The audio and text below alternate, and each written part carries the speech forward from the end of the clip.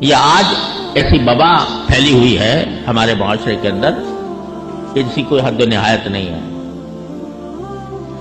جن لوگوں نے کبھی ساری زندگی قرآن کریم کو پڑھنا نہیں سیکھا، جنہوں نے قرآن کریم کو کسی استاد سے نہیں پڑھا، ساری عمر سرکاری ملازمت کرتے رہے، ریٹائر ہونے کے بعد اچانک تفسیر قرآن لکھنے کا شوق پیدا ہو جاتا ہے کہ بھئی اب میں قرآن کی تفسیر لکھوں گا. بھئی تم نے کوئی عربی جانتے ہو کہ نہیں؟ عربی کی ضرورت نہیں ہے، اردو میں ترجمے چھپے ہوئے ہیں اور انگریزی میں چھپے ہوئے ہیں، تو اس سے ہم خود معنی نکال لیں گے اور اس سے خود کریں گے. چنانچہ اس کے بعد وہ اجتہاد کے منصب پر پہنچ جاتے ہیں. یہ جو مولوی ملا جو پڑھاتا رہا ہے، یہ تو لوگوں کو اس نے مقید کر دیا، محدود کر دیا، اور اب ہم آئے ہیں اس ماڈرن تفسیر کے ساتھ کہ جو آج کے ماڈرن انسان کی ضروریات کو سمجھے اور اس کے مطابق قرآن کی تفسیر کرے. ایک نہیں دسیوں لوگ جو ہیں وہ یہ دعوے کر رہے ہیں، اور جن کی خواہشات نفس کی ان میں تکمیل ہوتی ہے ان کی تفسیر میں، وہ ان کے دیوانے ہیں کہ بھئی یہ جو تفسیر کر رہا ہے یہ جو ماڈرن دور کے لحاظ سے بڑی شاندار ہے اور اس میں بڑی سہولت ہے.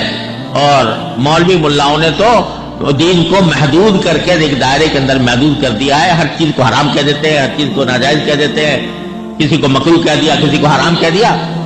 اب یہ آئے ہیں مفسر اعظم کہ جو قرآن کو آج سمجھے ہیں، 1400 سال میں نہیں سمجھا گیا، یہ نئے سمجھے ہیں اور ان کے پیچھے چلنا چاہیے. میرے بھائیوں، اس قسم کے نعرے ہر دور میں ہوئے ہیں. یہ ابھی آپ نے جو صحیح بخاری کی آخری باب پڑھا ہے نا، کتاب التوحید، اس کا ایک نام ہے کتاب الرد علی الجہمیہ. اس میں آپ نے پڑھا ہوگا معتزلہ کا رد ہے، جہمیہ کا رد ہے، کرامیہ کا رد ہے، قدریہ کا رد ہے، جبریہ کا رد ہے. جتنے یہ بڑے بڑے فرقے پیدا ہوئے تھے، ان کا توتی بولتا تھا اپنے زمانے میں اور لوگ دیوانے تھے. یہ عقل کی بات کرتے ہیں، اور باقی جو ہیں جو سلف صالحین کے طریقے پر چلے آ رہے تھے وہ کہتے تھے یہ مولوی ملا ہے، ان کو عقل نہیں، ان کو سمجھ نہیں، یہ قرآن کی عقلی تعویل نہیں کرتے، عقلی معنی نہیں بیان کرتے، یہ عقل سے دور ہے. ہم لائے ہیں عقل کی باتیں.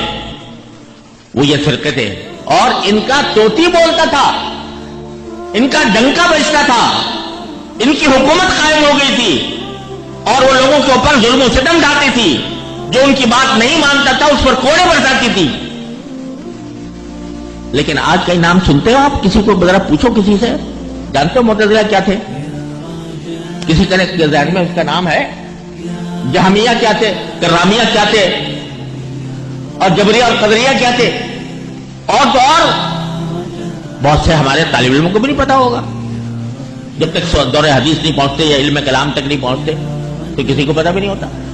وہ نظریات سارے تاریخ کے اوراق میں دفن ہو گئے. نہ آج کوئی معتزلہ ملتا ہے، نہ جہمیہ ملتا ہے، نہ کرامیہ ملتا ہے، نہ معتزلہ ملتا ہے.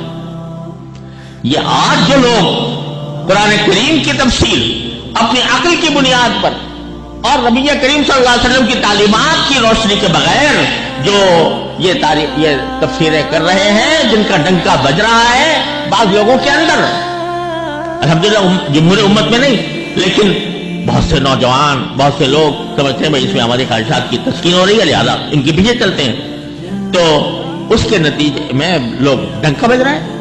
جس کو سنتی وہ بڑے مؤثر تحریریں ہیں، بڑی مؤثر تقریریں ہیں، لوگ پیچھے پیچھے جا رہے ہیں.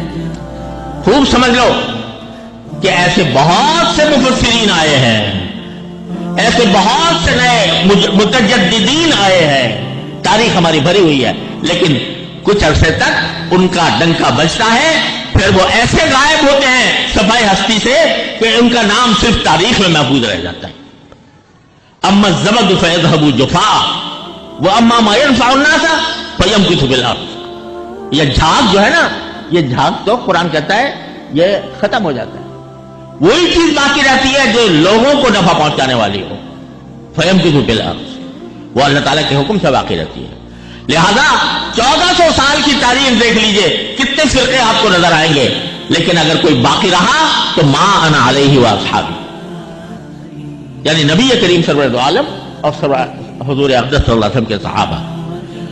یہ اللہ تبارک و تعالیٰ کا ایک نظام